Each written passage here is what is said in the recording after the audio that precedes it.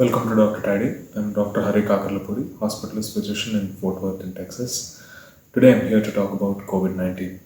COVID 19 is caused by a virus belonging to the group of viruses called coronaviruses. There are many different strains of the coronaviruses which cause illnesses which are sometimes mild cold like symptoms and sometimes which cause severe manifestations like we are seeing in COVID 19.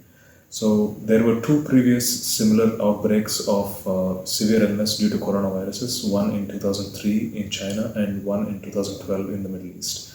So these illnesses were the illnesses which are closest looking to closely similar to COVID-19. Coming to the next question, what makes COVID-19 devastating? So for any infectious disease to be devastating, it needs to satisfy two different factors. One is it needs to spread rapidly from host to host.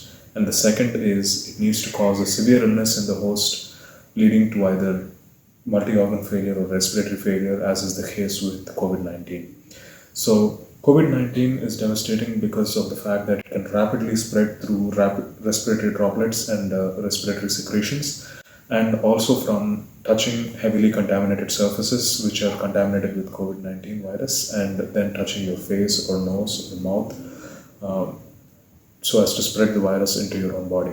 So this rapidity of spread, along with the fact that COVID-19 causes severe respiratory failure leading to requiring extra oxygen supplementation, mechanical ventilation, and also this COVID-19 virus can cause an illness where the body tries to mount a massive immune response to fight the virus, but in that process it ends up destroying the body's own cells, leading to multi-organ failure, and sometimes, unfortunately and inevitably, it can sometimes lead to death. This is the reason why COVID-19 is so devastating. Then coming to individuals who are at high risk. So COVID-19 doesn't affect all people similarly. Once some people are infected, they don't have any symptoms at all. Some people develop mild symptoms and some people develop severe forms of the illness, leading to respiratory failure, multi-organ failure, and death, as I described earlier. So who are the individuals who are at high risk? One group of individuals who are particularly at high risk are the elderly population. Since the initial days of this illness, we have noticed that severe manifestations of the disease are very common in those who are elderly, and unfortunately, the mortality rate is also disproportionately high in elderly population.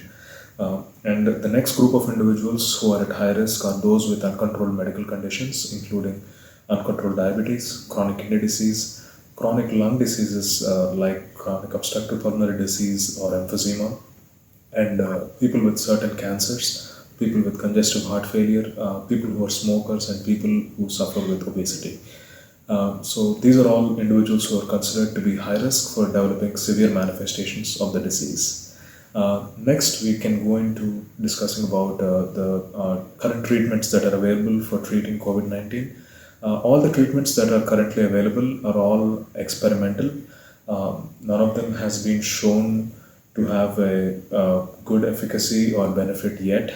They're all in early stages of studies, and the three common treatments that we're using, number one is remdesivir, which is an antiviral drug which destroys the virus if used early. And it is also known from preliminary studies that remdesivir is actually reducing the length and duration of the illness. And the second drug that we're using for treating COVID-19, which has shown to have mortality benefit, is dexamethasone, which is a corticosteroid. And the third experimental treatment that is being used at multiple places all over the world is of course convalescent plasma. In this convalescent plasma treatment, we obtain blood from donors who have previously been infected with COVID-19 and who have recovered. And the plasma which we separate from their blood contains antibodies which can destroy the virus in the recipient's body. So when used correctly, the plasma, if it is used in a person who is currently suffering with COVID-19, the antibodies in the plasma can destroy the virus in the body of the person who is currently suffering with COVID-19 and hence reduce the severity of the illness in that person. And the fourth experimental I wouldn't say treatment, but the fourth way of managing COVID 19 would be through getting a vaccine. There are many companies and many research institutions around the world which are currently in a race to produce the vaccine. But unfortunately, making a vaccine is a time taking process, and it can be at least 1 year to 2 years before we have a vaccine which is considered to be safe to use in humans. And as I mentioned just now, that all these treatments are all experimental. So our strategy right now to defeat COVID-19 would be by prevention only. And how do we prevent COVID-19? Number one is, if you go back to the way I was describing how COVID-19 is spread, it is through respiratory droplets and respiratory secretions, and contamination, contact with contaminated surfaces. So to prevent respiratory droplet and respiratory secretion inhalation, we should maintain social distancing, because the virus can easily spread through respiratory droplets and the respiratory secretions even when you're talking with someone. It is possible that respiratory droplets and secretions which you exhale can be picked up by someone else. So it is important to follow social distancing. And the recommended distance is at least 5 to 6 feet, which helps in preventing the secretions from being transferred from one person to the other. The second way we can prevent contraction of COVID-19 is by using masks. I will now show you how to use a mask properly. So this is a mask that we have. You can either use a surgical mask, or if you do not have a surgical mask, or if you can't find a surgical mask, you can always use napkins or towels or other items of clothing to cover your face, the way that I will show you now. So make sure the mask covers both the nose as well as the mouth. It's supposed to cover the nose as well as to below the mouth, especially below the chin at all times. This would be an incorrect way of wearing a mask where the nose is exposed, and this would be another way where the mask is being worn the wrong way, where the mouth is being exposed. Also, this is not the way to wear a mask as well. Although the nose and mouth are being covered, the chin also needs to be covered completely. And make sure that anyone you see wearing the mask improperly, make sure you tell them that that they need to wear the mask properly. And the next way we can prevent spreading COVID-19 is by cleaning your hands frequently. You can either use soap and water and wash your hands for 15 to 30 seconds at least, or you can use a hand sanitizer, which is alcohol based, and it needs to contain at least 60% or 60 to 65, greater than 60 to 65% of alcohol in it. So apply a generous amount of the hand sanitizer in your hands, rub the hands together, make sure you get the fingertips, and make sure you get the thumb and the back of the hands.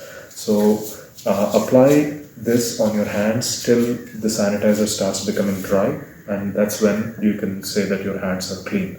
So whenever you go outside, whenever you come back home, or if you're touching surfaces that a lot of people use at the same time, make sure that you sanitize your hands soon after that.